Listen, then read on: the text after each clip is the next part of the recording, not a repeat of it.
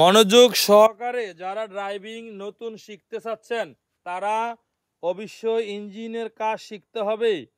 গাড়ি চালাইলে হয় না, গাড়ির কিছু কাজ শিখতে হয়।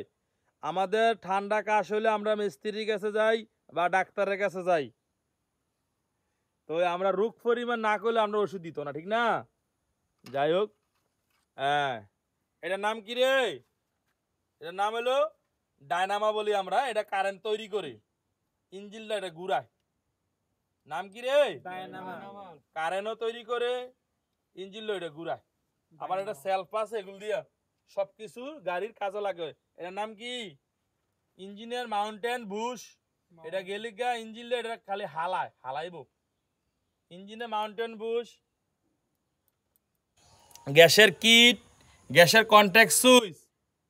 মোবাইল আছে, সিম নাই, কাম হইব? কাম হইতো না। সেই জন্য গ্যাসের কিট, গ্যাসের কন্ট্যাক্ট সুইচ, সকেট জাম্পার। আমরা যে আডুর মধ্যে স্পিরিং, গাড়ি তো স্পিরিং। আমরা যে ব্রেক করি, ব্রেক বুস্টার। আমরা যে গাড়ি ক্লাচ ধরি, এটা ক্লাচ অয়েল। আমরা যে ডাইনবাম কাটি, পাওয়ার অয়েলের তেল চেক দিতে হয় কয়দিন পর পর। আমরা যে সকালবেলা স্টার্ট দেওয়ানোর আগে মোবিল চেক দিতে হয়, মোবিলের গ্যাস, হলুদরা অর্থাৎ ডিপিএসটি কাগজে পত্রে। তারপর হলো গাড়ির হেড, গাড়ির প্লাগ। মোবিল শর্ট হইলে এন দিয়ে ডালবেন। যদি মোবিল শর্ট হয়, মোবিল খায় ফইরা যায়, মোবিলে মুক্কাটা টান দিয়ে খুললে এন দিয়ে ডালবেন। তেলের ইনটেক্টার, তেলে চললে কার্বোরেটর ধাম ধুম অ্যাক্সেলারেটর দিয়ে যে ফাড়াই ফুড়াই লান। কথা কি বুঝতে পারছেন? এলো ফিল্টার, আমাদের নিঃশ্বাস নিচ্ছি, এটার ভিতরে একটা কাগজ আছে সাদা।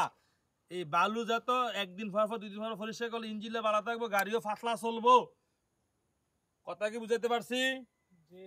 Horn, headlight, indicator, fog light, কুয়াশার মধ্যে। কথা কি বুঝাইতে পারছি আমি? বুঝলে বুঝপাতা, না বুঝলে তেজপাতা।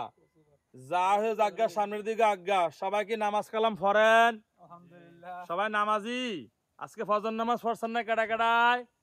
সবাই পড়বেন, সবাই নামাজ পড়বেন। ভালো থাকবেন। আসসালামু আলাইকুম রাহমাতুল্লাহ। নিজে ভালো হন,